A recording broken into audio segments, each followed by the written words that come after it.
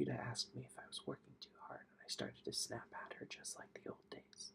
I got sick to my stomach leaving them alone to go to work, but I was glad to get out. God help me, I was glad to get out. I started to see that it lost us for a while when we moved. It had to hunt around, slinking through the streets at night, maybe creeping in the sewers, smelling for us. It took a year, but it found us. It's back. It wants Andy, and it wants me. I started to think maybe if you think of a thing long enough and believe in it, it gets real. Maybe all the monsters we were scared of when we were kids, Frankenstein and Wolfman and Mummy, maybe they were real. Real enough to kill kids that were supposed to have fallen into gravel pits or drowned in lakes or were just never found. Maybe... Are you backing away from something, Mr. Billings? Billings was silent for a long time. 2 minutes clicked off the digital clock. Then he said abruptly, Andy died in February. Rita wasn't there. She got a call from her father. Her mother had been in a car crash the day after New Year's and wasn't expected to live. She took a bus that night. Her mother didn't die, but she was on the critical list for a long time. 2 months. I had a very good woman who stayed with Andy days. We kept house nights, and closet doors kept coming open. Billings licked his lips. The kid was sleeping in the room with me. It's funny, too. Rita asked me once when he was 2 if I wanted to move him into another room. Spock, or one of those other quacks, claims it's bad for kids to sleep with their parents, see? It's supposed to give them traumas about sex and all that, but we never did it unless the kid was asleep. I didn't want to move him. I was afraid to after Denny and Cheryl. But you did move him, didn't you? Dr. Harper asked. Yeah, Billings said. He smiled a sick yellow smile. I did. Silence again. Billings wrestled with it. I had to, he barked finally. I had to. It was all right when Rita was there, but when she was gone, it started to get bolder. It started... He rolled his eyes at Harper and bared his teeth in a savage grin. You won't believe it. I know what you think, just another goofy for your casebook. I know that, but you weren't there, you lousy smug head peeper. One night, every door in the house blew wide open. One morning, I got up and found a trail of mud and filth across the hall before the coat closet and the front door. Was it going out?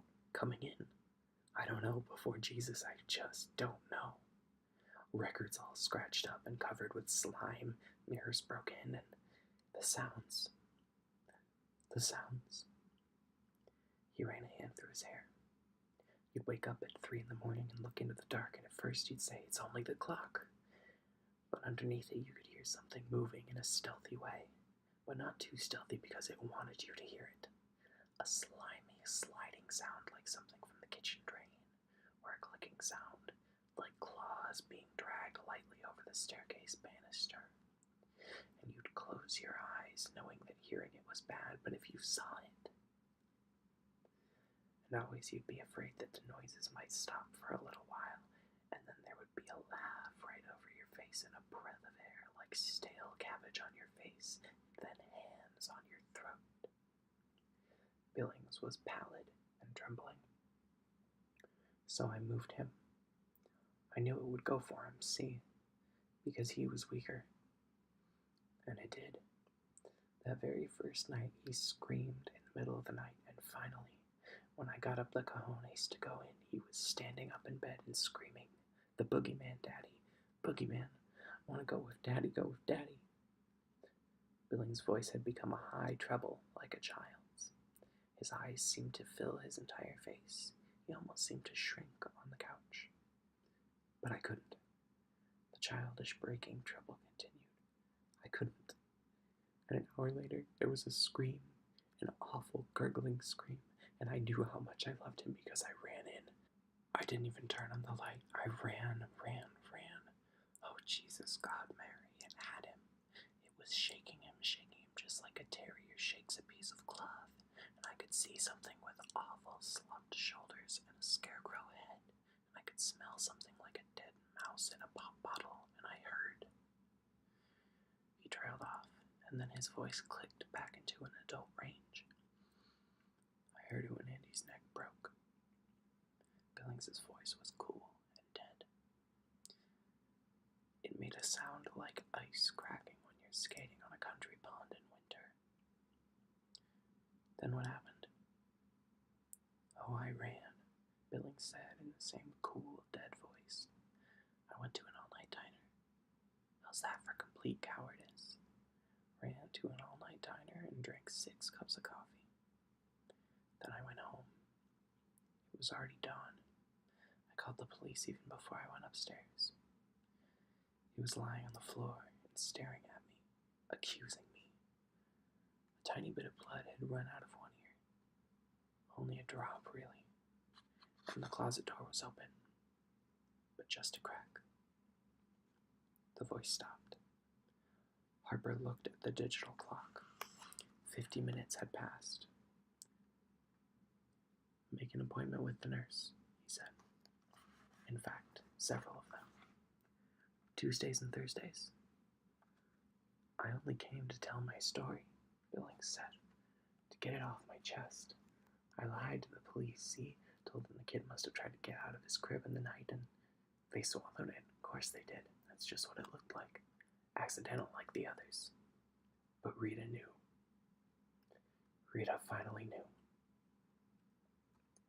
He covered his eyes with his right arm and began to weep. Mr. Billings, there's a great deal to talk about, Dr. Harper said after a pause. I believe we can remove some of this guilt you've been carrying, but first you have to want to get rid of it. Don't you believe I do? Billings cried, removing his arm from his eyes. They were red, raw, wounded. Not yet, Harper said quietly. Tuesdays and Thursdays. After a long silence, Billings muttered, Goddamn shrink. All right. Make an appointment with the nurse, Mr. Billings, and have a good day. Billings laughed emptily and walked out of the office quickly, without looking back. The nurse's station was empty. A small sign on the desk blotter said, Back in a minute. Billings turned and went back into the office. Doctor, your nurses. The room was empty. But the closet door was open, just a crack. So nice, the voice from the closet said. So nice. The words sounded as if they might have come through a mouthful of rotted seaweed. Billings stood rooted to the spot as the closet door swung open. He dimly felt warmth at his crotch as he wet himself. So nice, the Boogeyman said as it shambled out. It still held its Dr. Harper mask in one rotted spade claw hand.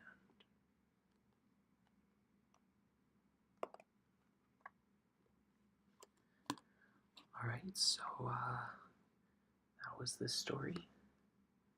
Hope that was entertaining to you guys, or at least helped you relax. I don't know how relaxing of a story that was, but had a lot of fun reading it, so probably be making more of these in the future. Again, comment if there's anything specific that you would like me to read. Everybody have a great night, and thank you for watching.